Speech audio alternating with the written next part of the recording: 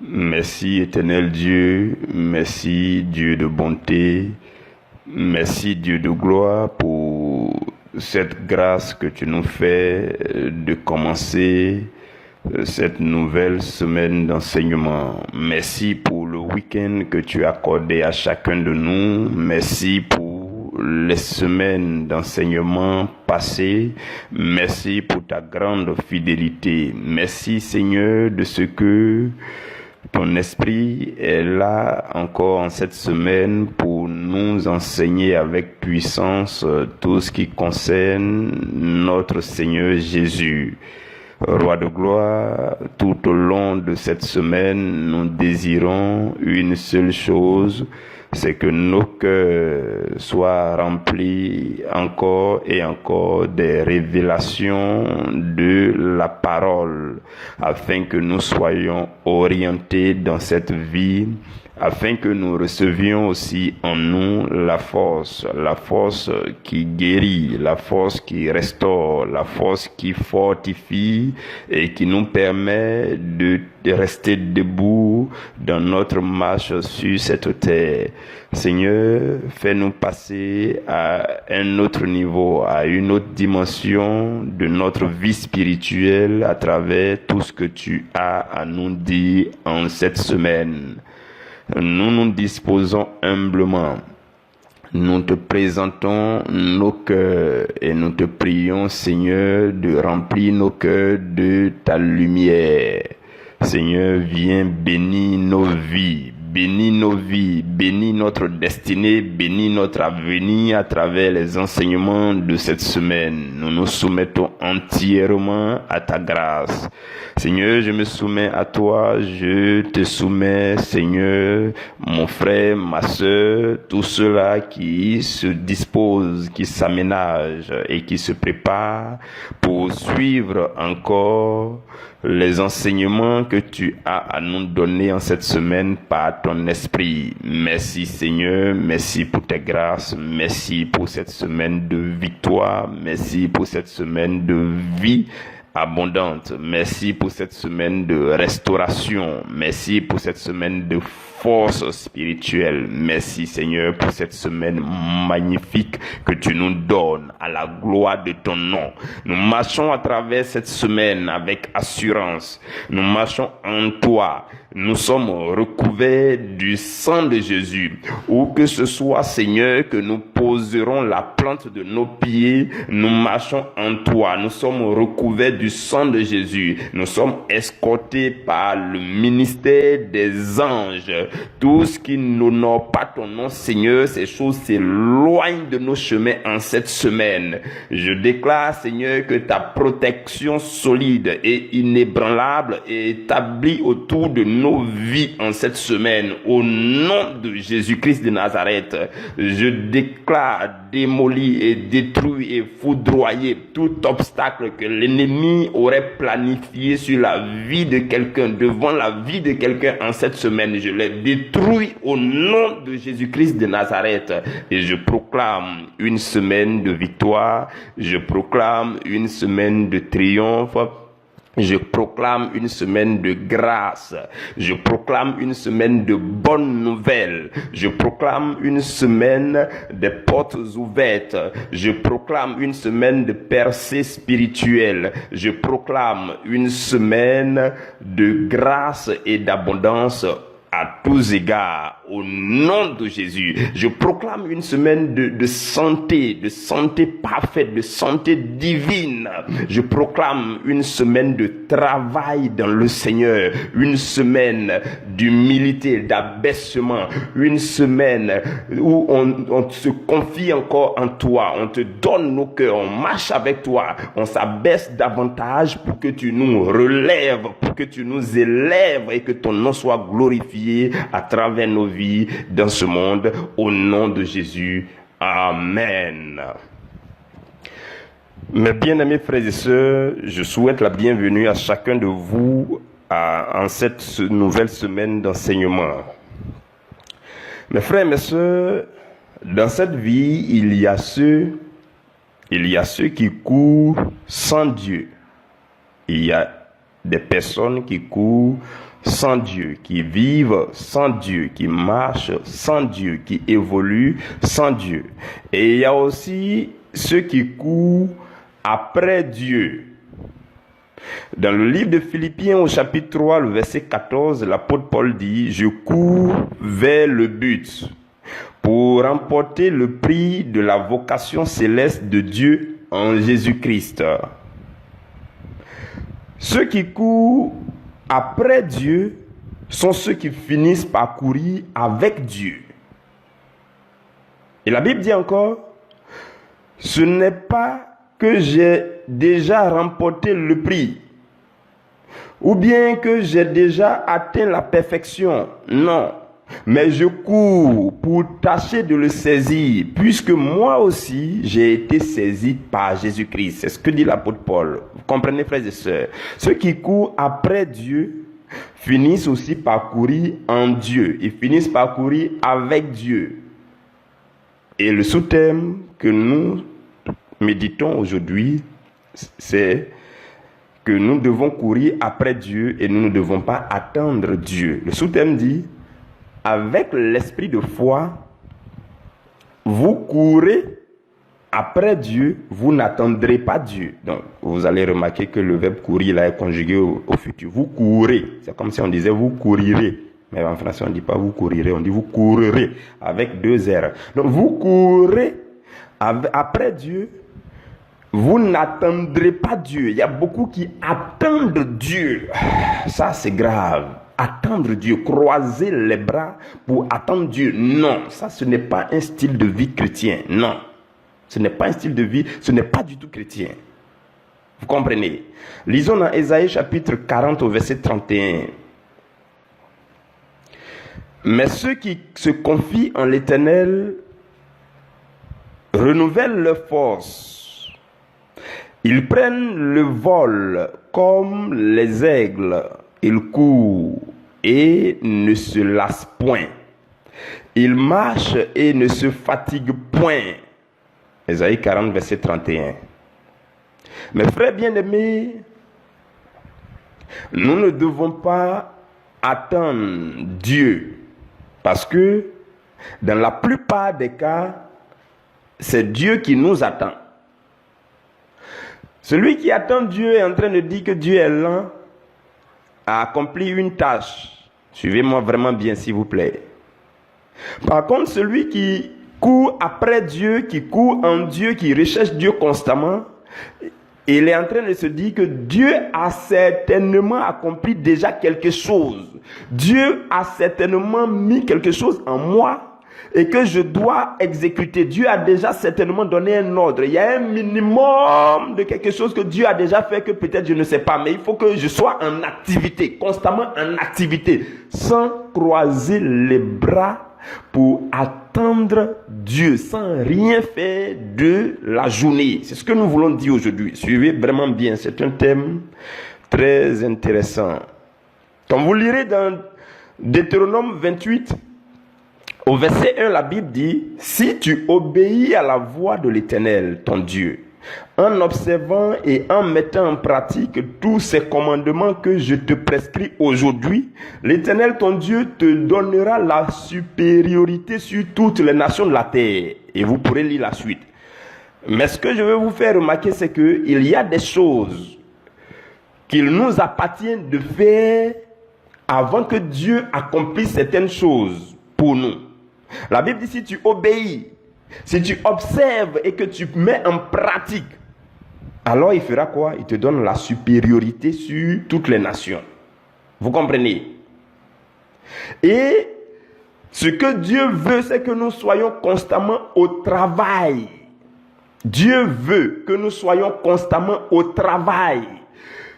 Si nous croyons en Dieu et que nous nous confions totalement à Dieu, la Bible dit, nous renouvelons nos forces en Dieu. Ceux qui se confient en l'Éternel renouvellent leurs forces. Ils prennent leur envol comme les aigles. Ils courent, ils ne s'arrêtent pas. Ils courent, ils ne se lassent point. Ils marchent, ils ne se fatiguent point. Donc chaque jour, le chrétien doit être au travail. C'est ce que je suis venu nous dire aujourd'hui. Vous avez compris. Durant ce mois, nous sommes en train de parler de l'esprit de foi.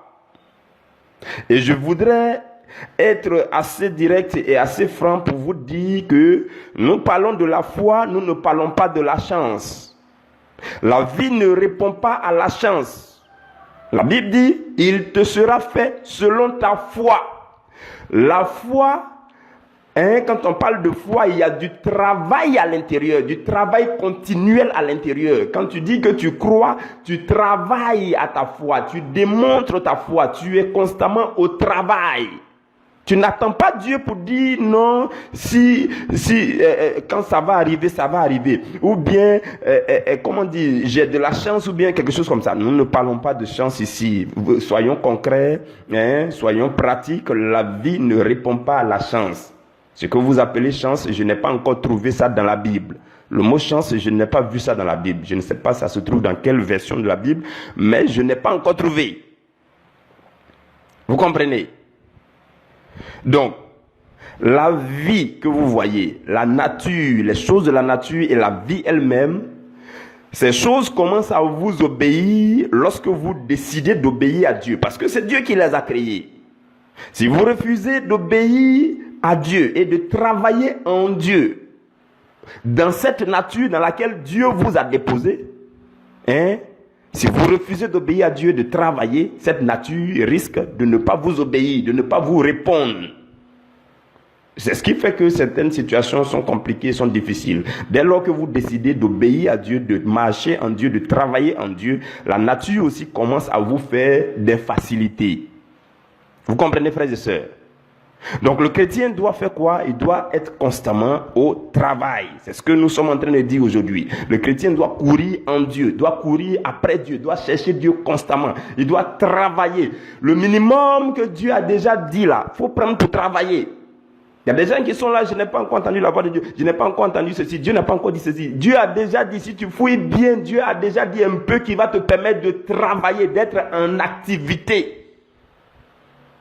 Ce n'est pas parce que les signes de la fin du monde sont nombreux aujourd'hui parmi nous dans ce monde que tu vas croiser les bras pour attendre le retour de Jésus. Non, je suis désolé. Si quelqu'un pense comme ça, il faut que cela sorte de ton esprit.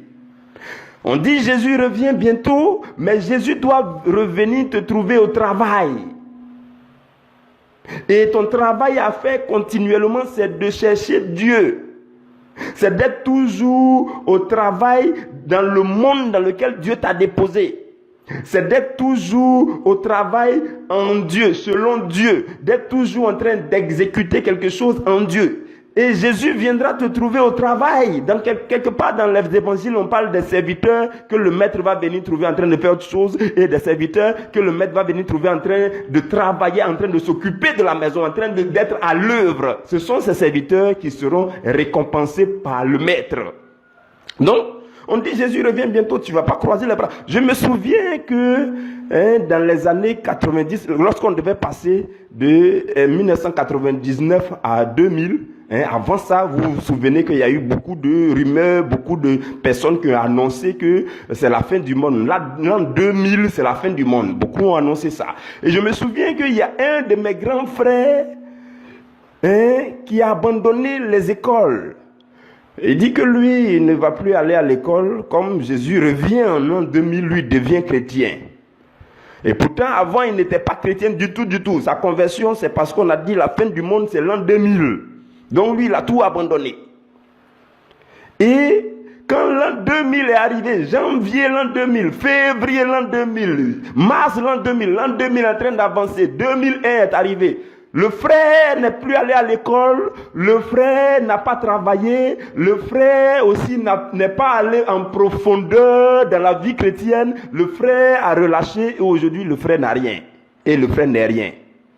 Pourquoi? Parce que lui, il a croisé les bras pour attendre le retour de Jésus. C'est grave, frères et sœurs. Jésus doit venir nous trouver au travail. Il doit venir nous trouver au travail en train de chercher Dieu, en train de courir après Dieu, en train de chercher Dieu constamment. Et alors on dit que vous êtes en train de courir après Dieu. Le chrétien ne doit pas attendre Dieu parce que Dieu a déjà donné le minimum de réponses que tu attends. Il a donné le minimum nécessaire qui peut te permettre d'être constamment au travail. Donc même toi au travail pour lui montrer que avec le peu tu travailles. Et alors il va encore parler, il va encore t'orienter, il va encore donner les ressources pour que tu travailles davantage. Vous avez compris, frères et sœurs? Et ce que je veux vous dire, c'est que en faisant trois choses pratiques, vous serez en train de courir après Dieu. La première chose, c'est de faire travailler votre esprit. C'est de prier, de méditer constamment pour que Dieu vous indique un projet. Suivez-moi bien, j'ai dit trois choses pratiques. Tu es là, tu te dis, mais je ne sais pas qu'est-ce que je dois faire de ma vie. Au stade où je suis arrivé, je vais croiser les bras pour attendre Dieu. Hein? C'est ça, non? Hein? Dieu, je n'ai pas encore du travail. C'est ce qu'on entend souvent.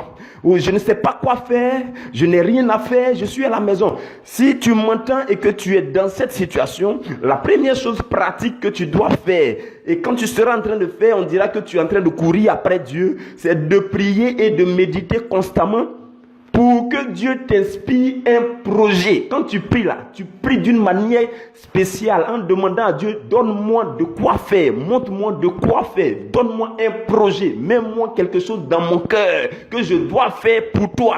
Donc dans sa prière, dans ses méditations, il est orienté de ce côté en train de demander à Dieu un projet à faire, un travail à faire, quelque chose à faire de ma journée. Seigneur, la journée va commencer. Qu'est-ce que je dois faire? Qu'est-ce que je dois exécuter? La semaine commence. Qu'est-ce que je dois faire pour remplir cette semaine? Pour que je sois au travail en cette semaine. Pour que je sois à l'œuvre en cette semaine. Pour que je cours après toi en cette semaine. Pour te chercher constamment en cette semaine. Pour exécuter les choses qui honorent ton nom. Qu'est-ce que je dois faire? Montre-moi ce que je dois exécuter.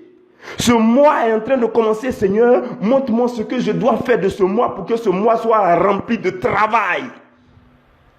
Ou bien, Seigneur, cette année nouvelle est en train de commencer. Quel est le grand objectif pour cette année? Quel est le grand objectif, ton grand objectif sur ma vie, dans ma vie pour cette année? Quelles sont les grandes lignes de ma vie à travers cette année? Seigneur, je veux être à l'œuvre cette année. Seigneur, je veux travailler cette année. D'une manière pratique, quand tu pries, c'est comme ça que tu pries. Quand tu médites, tu recherches les versets qui vont t'aider dans ce sens, pour prier dans ce sens. Donc tu pries constamment, tu jeûnes pour que Dieu te donne du travail, pour que Dieu te donne un projet, pour que Dieu t'oriente quelque part. C'est comme ça d'une manière pratique, la première chose que tu peux faire. Dans le verset que nous avons lu, dans le livre d'Ésaïe, là, la Bible dit, ceux qui se confient en l'Éternel renouvellent leur force. Si tu n'as pas la force intérieure, ta force physique ne te permettra pas d'accomplir de grandes choses. Et ce qui permet de renouveler la force intérieure, c'est lorsque tu es constamment dans la présence de Dieu, en train de lui demander, montre-moi un projet, donne-moi d'exécuter quelque chose, donne-moi un travail. Quand Dieu donne aussi un projet, il met en toi la force, la mesure de force, la provision de force dont tu as besoin pour exécuter ce projet, la provision de foi, de force intérieure dont tu as besoin pour être à l'œuvre dans ce travail. Donc, tu renouvelles tes forces dans les méditations.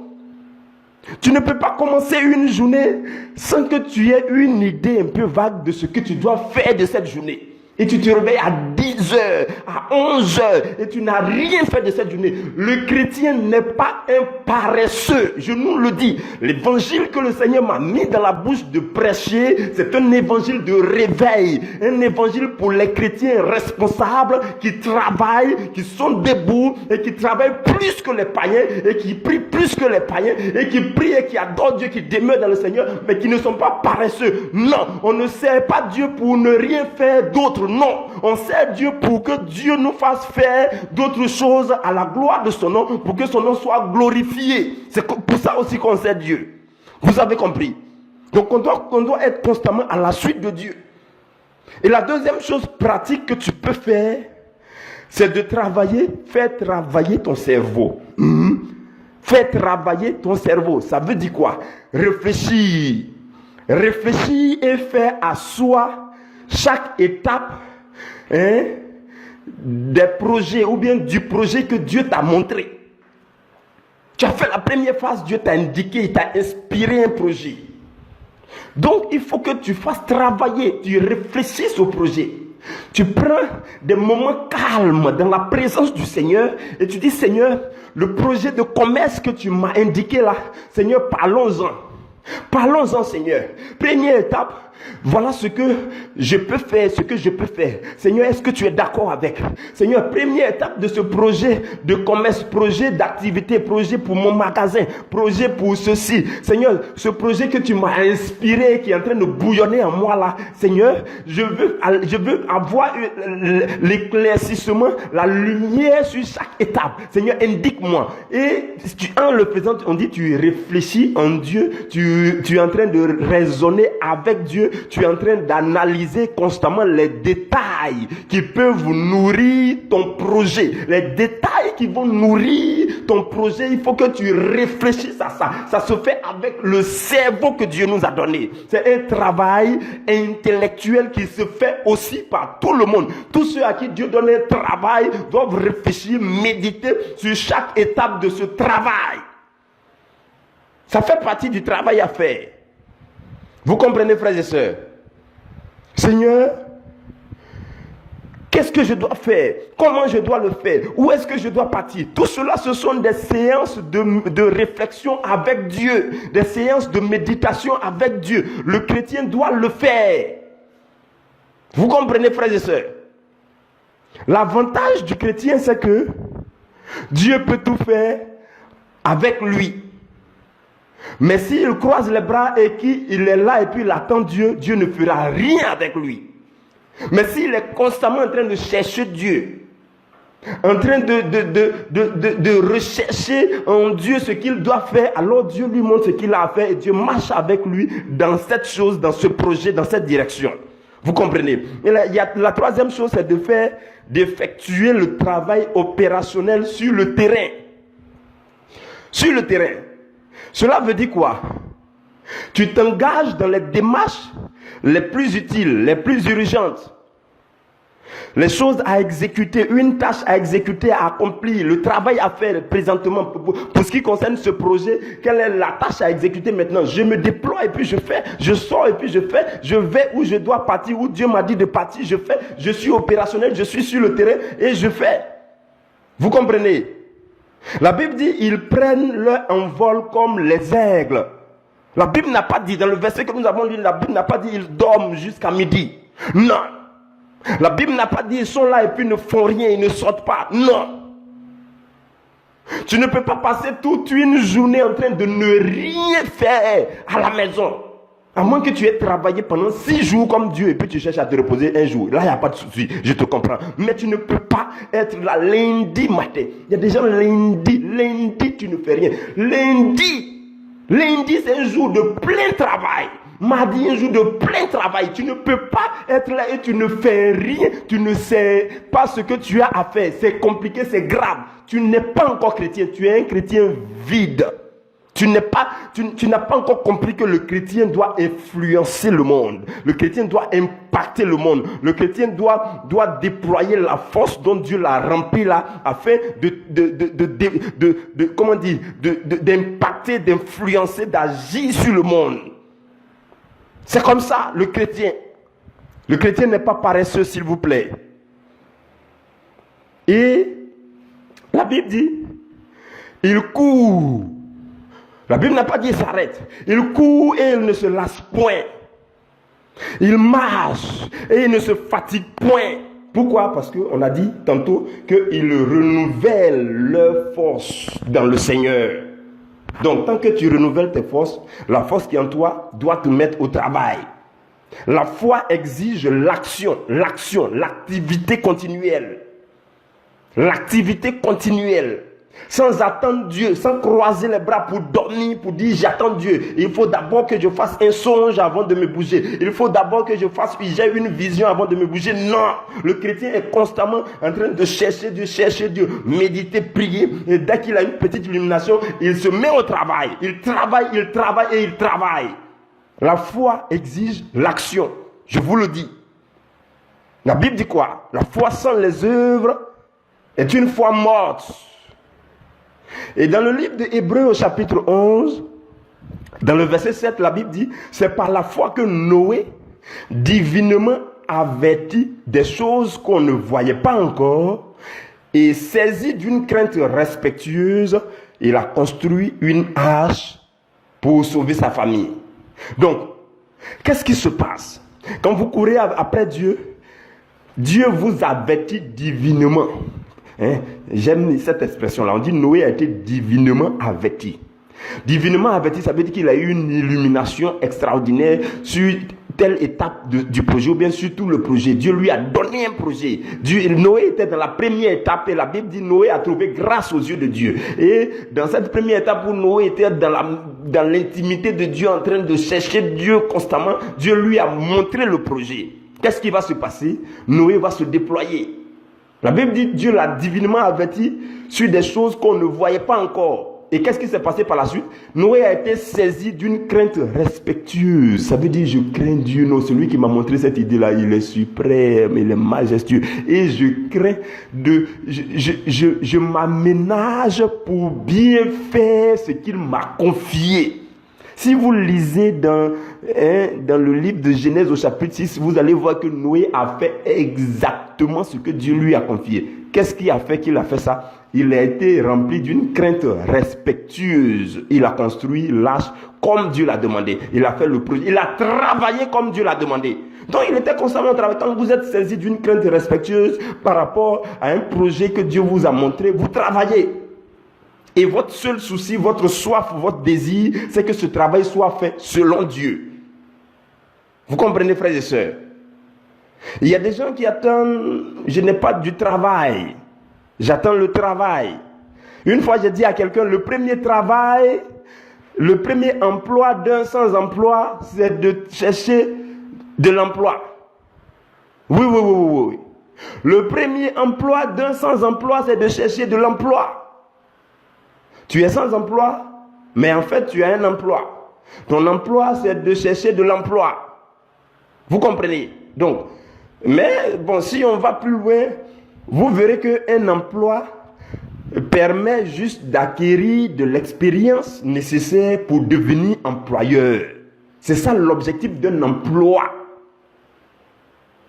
Ne soyez pas employé sans jamais devenir employeur.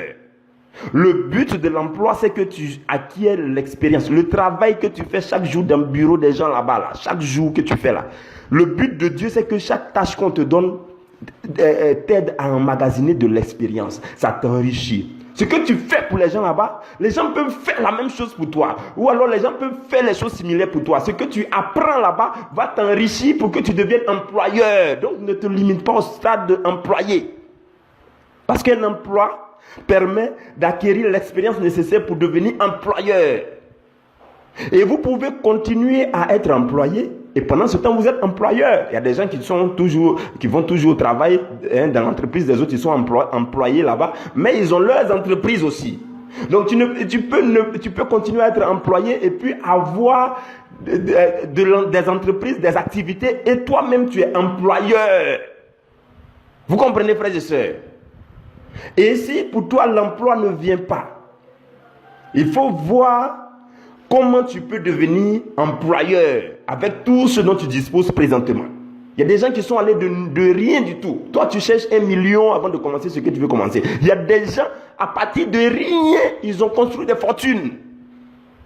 Donc, présentement, il faut analyser, il faut voir ce que tu as en ta disposition. Si Dieu ne permet pas, si Dieu ne permet pas que tu aies de l'emploi présentement, c'est que sans doute ce que tu as peut te permettre d'être employeur.